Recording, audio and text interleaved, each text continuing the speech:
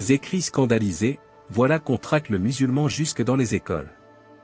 C'est un président de l'Observatoire français contre l'islamophobie hors de lui qui s'exprime au lendemain de la scandaleuse affaire de Toulouse.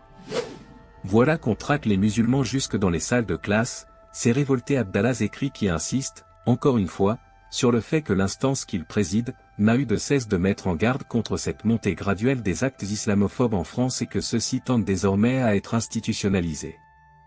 En effet, s'est-il interrogé, dubitatif, comment expliquer que des policiers demandent à obtenir la liste des élèves qui ont manqué volontairement les cours le jour de l'Aïd pour vraisemblablement les ficher n'aient pas été sanctionnés par la hiérarchie et que signifie ce silence des responsables politiques malgré la gravité de ce qui vient de se produire?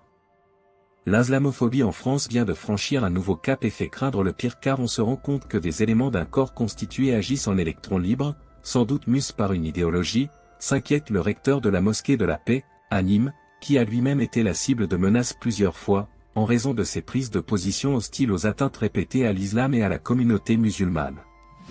J'ai averti plus d'une fois sur la déplorable opportunité qu'offre une certaine classe politique et une poignée de médias influents qui distillent un discours haineux envers les musulmans du matin au soir sans qu'aucune autorité habilitée bouge le petit doigt pour arrêter cette dérive qui menace la société française d'éclatement, alerte encore une fois Abdallah Zekri dont les mises en garde ne semblent pas avoir atteint des décideurs. Enfermés dans leurs certitudes et leurs dogmes, regrette-t-il. L'affaire de Toulouse a été suivie par une déclaration controversée du ministre de l'Intérieur français qui, n'est pas faite pour apaiser les esprits et instaurer un climat d'entente et de vivre ensemble, dénonce Abdallah Zekri. Ce dernier fait référence aux propos tenus par Gérald Darmanin qui a affirmé que, pour les Européens et pour la France, le risque premier est le terrorisme islamiste sunnite. Un tel écart d'un membre influent du gouvernement français va créer un malaise aussi bien en France qu'hors des frontières françaises, commente le délégué général du Conseil français du culte musulman, CFCM, toujours actif malgré les tentatives du président Emmanuel Macron de lui substituer une autre institution plus docile. Pour Abdallah Zekri, Gérald Darmanin a commis une grave maladresse en généralisant le terrorisme au principal courant religieux de l'islam qui représente pratiquement 90% des musulmans dans le monde.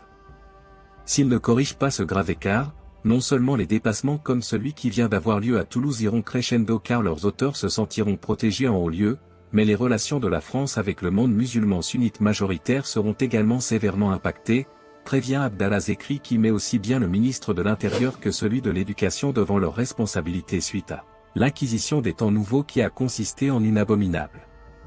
chasse aux enfants musulmans à l'Académie de Toulouse.